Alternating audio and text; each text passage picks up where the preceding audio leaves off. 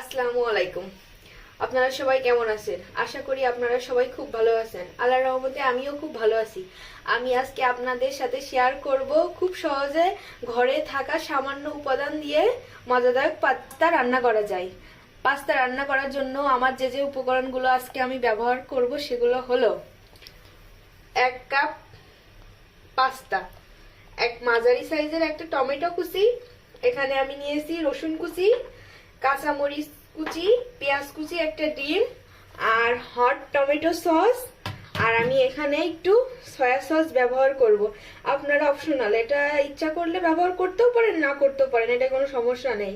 Soya সসে হালকা একটু স্বাদ আনে। চলেন এবার আমরা প্রথম ধাপটা শুরু করি। আমার পানিটা গরম হয়ে গেছে, এবার আমি এতে হালকা একটু লবণ দিয়ে দেব।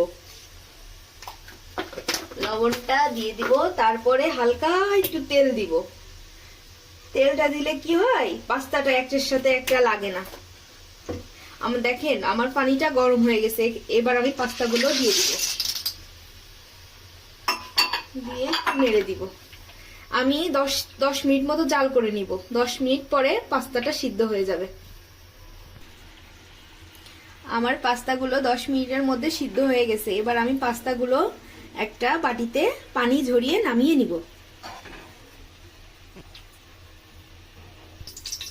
দ্বিতীয় ধাপে আমি কড়াইতে একটু তেল নিয়ে নিয়েছি। তেলটা গরম হওয়ার পরে আমি একটা ডিম হালকা করে একটু ফ্রাই করে নিব।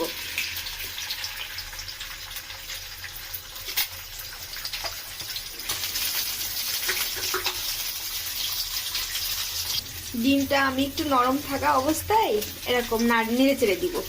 ডিমটা আমি বেশি শক্ত করব না।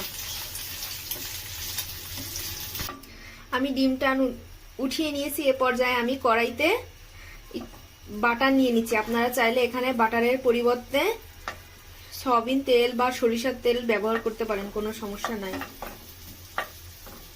তারপরে আমি এর মধ্যেও দিয়ে দিচ্ছি রসুন কুচি।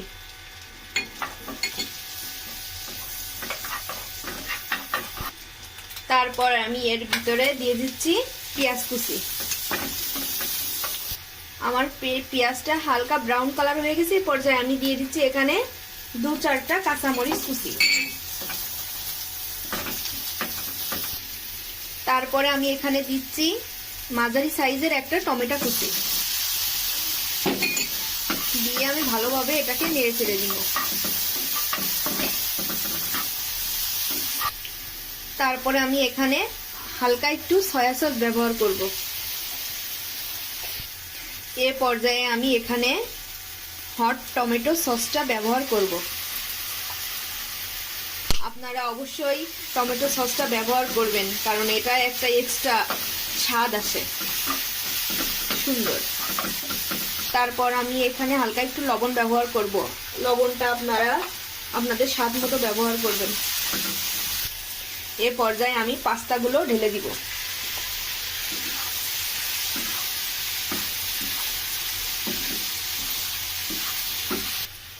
এটা আমি ভালোভাবে মিক্সড করার পরে এ পর্যায়ে আমি আগে থেকে ভেজে রাখা ডিমের ঝুড়িটা দিয়ে দিব।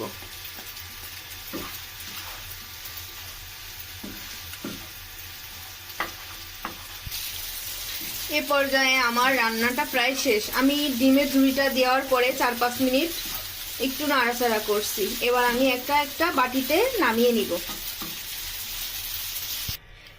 বন্ধুরা, এই পর্যায়ে আমার পাস্তাটা অলরেডি রান্না শেষ। আপনারা এমন সুন্দর সুন্দর রান্নার ভিডিও পেতে অবশ্যই আমার চ্যানেলটি সাবস্ক্রাইব করবেন এবং লাইক কমেন্টস দিয়ে আমার পাশে থাকবেন। সম্পূর্ণ ভিডিওটা দেখার জন্য আপনাদেরকে ধন্যবাদ।